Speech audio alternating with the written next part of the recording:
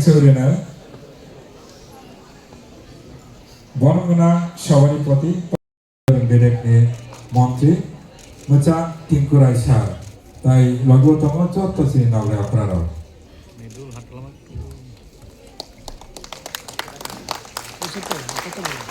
বড় দেবতম হাবাই অসত খেলাবই নাসিতা মনে করে আমি করছি আর সময় বেশি দেব না আমরা সবার কাছে মোবাইল আছে বলা যায় না কিন্তু মোবাইলটা প্লিজ দেখবেন না ত্রিপুরা জেলা পরিষদের মাননীয় সভাধিপতি শ্রী বিশ্বজিৎ সিং মহোদয়কে তখন অজরাও বড় নাই আর হামরাতে হলেন বেরেকনি মোচা তখন কুমার দাস জন্মদিনে পালন করা হয় না বলতে পারবে না ওমা আচ্ছা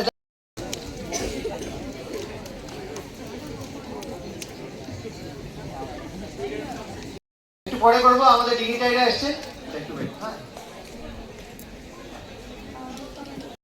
for protection of child rights ni Mozambique Jainki Deportmana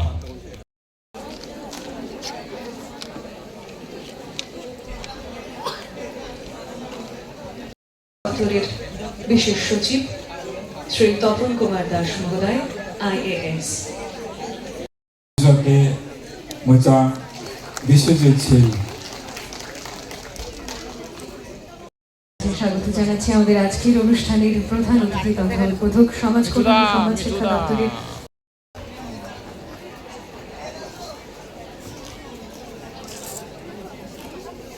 এবং আরো যেন আমরা আমাদের ছেলে মেয়ে বা আমরা যারা আছি সবাই মিলে সচেতনভাবে আমাদের এই বিষয়গুলো দেখতে হবে। আমাদের সরকার এই নেশা মুক্তকে সামনে রেখে অনেকগুলো ডিসিশন নিয়েছে। আমাদের বিশ্রামগঞ্জ সিপাহী জেলাতে এইরকম প্রায় 200 বেডের একটা নেশা মুক্ত হসপিটাল বা সেখানে ইন্টিগ্রেটেড সেন্টার যে ড্রাগ ডি এডিকশন হাসপাতাল সেখানে তৈরি হচ্ছে প্রায় 200 বেডের, সেখানে প্রায় 121 কোটি টাকা সেখানে লাগিয়ে একটা বড় হসপিটাল স্থাপন করা হচ্ছে। রাজ্যে আরও প্রত্যেকটা জেলাতে আরও 8খানা ডিস্ট্রিক্ট হসপিটাল স্থাপন করা হচ্ছে 50 বেডের, যে সেখানে যেন ভালো চিকিৎসা বা তাদেরকে আমরা যারা ড্রাগস নেয় তাদের ভালো পরিষেবা দেওয়া যেতে পারে। যেখানে আমাদের বিশ্রামগঞ্জে যে হসপিটাল তৈরি করা হচ্ছে সেখানে শুধুমাত্র একটা হাসপাতাল যেখানে চিকিৎসা হবে এরকম নয়। বর্তমান সময় আমাদের যে নরসিংগড়ে যেখানে চিকিৎসা হয় সেখানে এই ধরনের আধুনিক পরিকাঠামো নেই। বর্তমান যেখানে আমরা তৈরি হচ্ছে সেখানে আমরা যদি দেখি সুইমিং পুল বা যোগ ব্যায়াম কেন্দ্র বা সেখানে স্পোর্টস এই ধরনের অ্যাক্টিভিটিসও থাকবে সেই হসপিটালে, সেভাবেই সেটাকে তৈরি করা হচ্ছে। রাজ্য সরকার ইতিমধ্যে অনেকগুলো এই ধরনের ইনিশিয়েটিভ নিয়েছে যেন আমরা যারা নেশাগ্রস্ত তাদেরকে ভালো পরিষেবা দিয়ে তাদেরকে পুনরায় আমরা সমাজের মূল স্রোতে ফিরিয়ে আনা যেতে পারে। তো আজকের দিনে আমি আমাদের যারা যুবরা আছে তাদেরকে বলবো যে এই নেশা মুক্তর যদি সবচেয়ে বড় কোনো হাতিয়ার হয় সেটা হলো যে মাঠ যত বেশি আমাদের ছেলেমেয়েদেরকে মাঠমুখী করতে পারবো, যত বেশি ছেলেমেয়েরা মাঠে থাকবে খেলাধুলার সঙ্গে যুক্ত থাকবে তত বেশি আমরা নেশামুক্ত সমাজ নির্মাণ বা নেশামুক্ত ছেলেমেয়েদেরকে রাখা সম্ভব হবে। এতে আমরা গার্জিয়ান যারা আছেন অভিভাবক যারা আছেন ছেলেমেয়েদেরকে মাঠমুখী করে রাখবেন, খেলার মাঠে যত বেশি ছেলেমেয়েদেরকে পাঠাবেন খেলার সঙ্গে যত যুক্ত হবে তত বেশি আমরা নেশামুক্ত করা সম্ভব হবে। নেশামুক্ত ভারত অভিযান নামে আমরা একটা ক্রীড়া প্রতিযোগিতা বা একটা ক্রীড়া কম্পিটিশন করিয়ে থাকি গোটা রাজ্যে, সেগুলোতে যেন আরো বেশি করে আমরা ছেলেমেয়েদেরকে সামিল করতে পারি। আমার একটাই কথা থাকবে, আবারও আমি বলবো যে আমরা যতই শপথ বাক্য পাঠ করি না কেন, যতই আমরা স্লোগান লিখি না কেন, যতই পোস্টার কম্পিটিশন করি না কেন, আমাদের নিজেরা যতক্ষণ পর্যন্ত সংকল্প নেব না যে আমি নেশা করব না, এই কথাটা যতক্ষণ আমি নিজের থেকে বলবো না ততক্ষণ পর্যন্ত এই স্লোগানটা স্লোগানেই থেকে যাবে। আমি অনেকগুলো অনুষ্ঠানে বলে থাকি যে দেখুন এই যে বৃক্ষরোপণ অনুষ্ঠানটা এটা 1973 রাষ্ট্রসংঘে সিদ্ধান্ত হয়েছে যে বিশ্বকে বাঁচাতে হবে, পরিবেশ ভালো রাখতে হবে, কলকারখানা ফ্যাক্টরি নির্মাণ হচ্ছে তার জন্য বিশ্বে ডিসিশন হয়েছে রাষ্ট্রসংঘে যে আমরা 5 জুন গাছ লাগাবো। এই 5 জুন গাছ লাগাবো সে 1973 থেকে এখন কত বছর হয়েছে ভাবুন, 50 বছরেরও বেশি সময় হয়েছে। এই 50 বছর ধরেই ক্যালেন্ডার কার্যক্রম কিন্তু আমরা করি। প্রত্যেক সরকারি অর্গানাইজেশন, প্রত্যেক নেতা মন্ত্রী ও আধিকারিক সকলে মিলে আমরা গাছ লাগিয়ে থাকি। প্রত্যেকটা স্কুলে প্রত্যেক বছর এই বন মহোৎসব হয়, পরিবেশ দিবস মানানো হয়, সেখানে গাছ লাগানোর অনুষ্ঠান হয়। এখন ভাবুন উমাকান্ত স্কুলটাকেই ধরে নিন, গোটা রাজ্যে আর যাওয়ার দরকার নেই। এই উমাকান্তে 50 বছরেরও বেশি সময় ধরে প্রত্যেক বছর 10টা গাছ লাগানোর অনুষ্ঠান হয়েছে।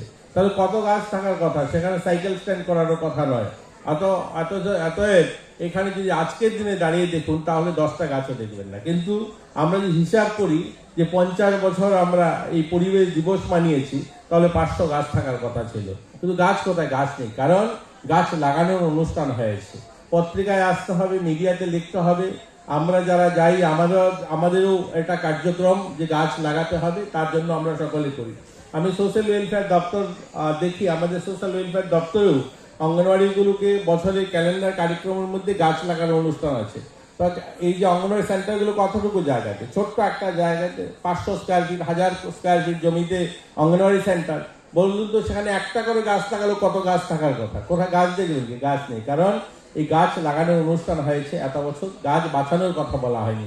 প্রধানমন্ত্রীজি এখন কি স্লোগান দিয়েছেন? বলছেন মাকে নাম এক পেড়, অর্থাৎ আমরা মাকে যেভাবে ভালোবাসি, আমরা মাকে যেভাবে শ্রদ্ধা করি, সেই মানসিকতা নিয়ে যদি একটা গাছ লাগাই, তো তাহলে হয়তো আমরা ভাববো যে গাছটা যেন বাঁচে, তার প্রতি লক্ষ্য বা তার প্রতি যত্নবান হব।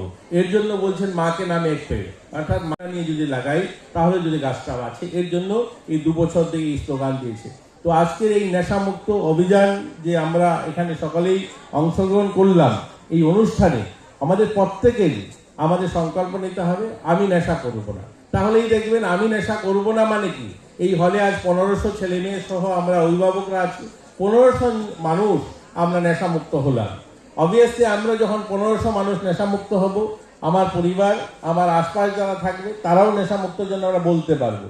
আমাদের দুর্ভাগ্য হলো আমরা যারা বলি নেশা মুক্ত অভিযানে সামিল হই, আমরাই অনেকে নেশা করি। এই কথাটা হয়তো আজকের দিনে এখানে মিডিয়ার বন্ধুরা শুনছেন, সেটাকে অন্যভাবে আপনারা নিতে পারেন, কিন্তু আমি বলতে একবারও দ্বিধা নেই। আমরা যারা বলি আমরাই নেশা করি, অনেকেই যারা বলি নেশা মুক্ত সমাজ নির্মাণ করতে হবে, এর জন্য আমাদের সংকল্প নিতে হবে প্রত্যেকটা মানুষকে যে নেশা মুক্ত আমি হব। দেখবেন অটোমেটিকলি আমাদের সমাজ, আমাদের সোসাইটি নেশামুক্ত হবে। শুধুমাত্র প্রশাসন নেশামুক্ত সমাজ নির্মাণ করবে, পুলিশের দ্বারা নেশামুক্ত হবে, এটা ভাবা আমাদের ঠিক হবে না। কারণ পুলিশ একটা সময় একটা জায়গায় হয়তো যারা বিক্রি করে তাদেরকে ধরতে পারে।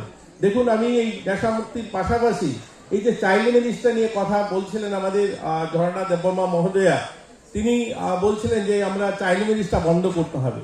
চাইল্ড ম্যারেজটা আমরা প্রশাসন বন্ধ করার জন্য প্রয়াস করছি, আমাদের দপ্তর প্রয়াস করছে।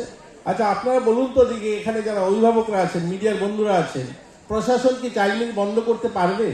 যদি আপনারা না চান। আমাদের এই রাজ্যে যদি দেখি আমরা, এখানে 90% মানুষ হিন্দু ধর্মে বিশ্বাস করি।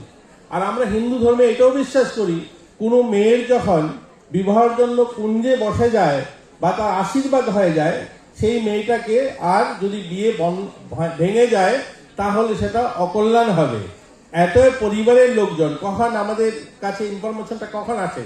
সরকারি এসডিএম বা আমাদের যারা ডিসিপিওরা আছেন বা আমাদের সোশ্যাল ওয়েলফেয়ার দপ্তর যারা আছেন, তারা কখন ইনফরমেশনটা পান?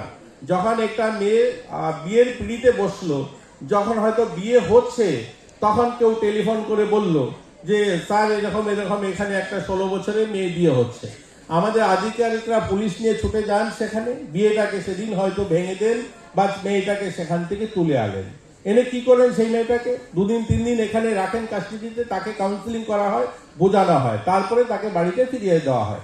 এই বাড়িতে ফিরিয়ে দিলে ওই মেয়েটা হয়তো ত্রিপুরাতে থাকে না, সেটা আসামে চলে যায়, সেটা করিমগঞ্জ, শিলচর বা কলকাতাতে আত্মীয় স্বজন বাড়িতে ফিরে গেল, সেখানে গিয়ে হয়তো 6 মাস পরে আবার বিয়েটা হয়ে যাচ্ছে। সেখানে আপনি কি করে আটকাবেন?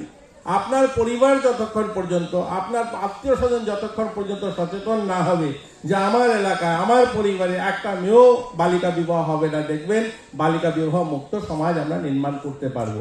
এর জন্য বলছি, নেশা মুক্ত সমাজ তখনই সম্ভব হবে যখন প্রত্যেকটা মানুষ অঙ্গীকার করবে যে আমি নেশা করব না, দেখবেন নেশা মুক্ত সমাজ নির্মাণ করবে।